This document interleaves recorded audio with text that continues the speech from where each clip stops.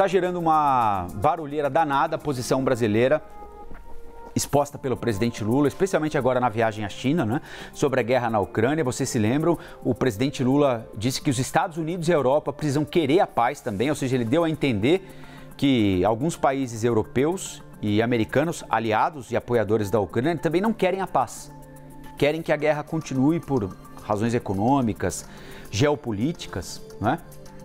E em determinado momento também o presidente Lula equiparou a responsabilidade da Rússia e da Ucrânia pelo conflito.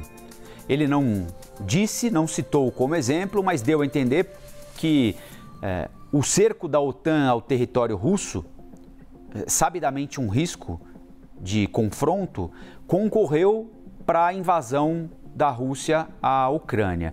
E é claro que é uma posição um pouco mais firme da chancelaria brasileira, numa posição um pouco mais firme da chancelaria brasileira, deixando um pouco para trás aquela tradição da neutralidade, embora a chancelaria brasileira diga que em nenhum momento deixou para trás a postura neutra no conflito, que uma coisa é ser neutro, outra coisa é avaliar o cenário. Esse é o argumento do governo brasileiro, né?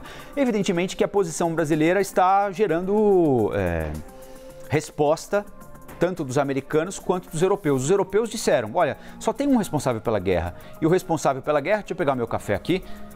Obrigado, viu, Ricardo?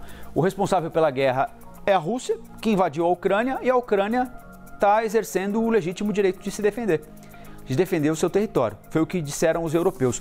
Os americanos foram um pouco mais contundentes. Disseram o seguinte, olha, o Brasil está falando pela boca da Rússia e da China. Está repetindo os argumentos de guerra dos russos e dos chineses. Então, é natural. Na medida em que o governo brasileiro apertou o passo, deu um passo adiante, houve reação, né?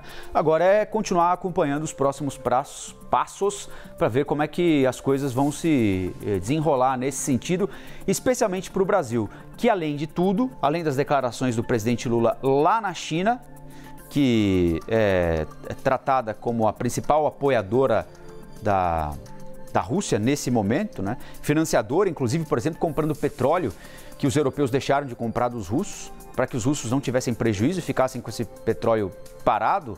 O que fez a China? Está comprando petróleo que os russos vendiam para países da Europa, não é? Além disso tudo, o Brasil recebeu ontem o Sergei Lavrov, né, que é o ministro de Relações Exteriores da Rússia, que é uma das faces da guerra, como eu tenho dito aqui, né? Essa guerra tem faces, né? Ela tem rosto. E um deles é o do Sergei Lavrov, o permanente, eterno e poderosíssimo chanceler do governo Putin.